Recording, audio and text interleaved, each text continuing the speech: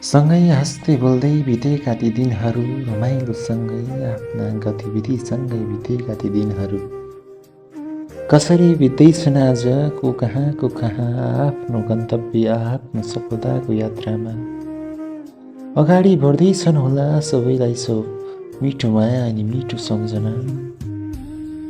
एउटै कक्षा कोठाभित्र हुलिएका थियौँ 10-4को समयमा के गर्नु साथीभाइको नातामा बाँधिएर विभिन्न बाजा कसम खाएका थियौँ तर तोडिए जस्तो लाग्छ तर छैन जिन्दगी हो जिन्दगीको यात्रा कठिन हुन्छ तर धैर्य गर्न सिक्नुपर्छ हो धैर्य गर्न सिक्नुपर्छ बाटो लामो छ कठिन छ तर पनि सबैलाई मिठो माया अनि मिठो सम्झना छ तोडिए होलान् ती हाम्रा बाचा बन्धनहरू तर पनि हाम्रो यात्रा अझै सफलताको लागि जारी नै छ सबैलाई मिठो माया अनि मिठो सम्झना सो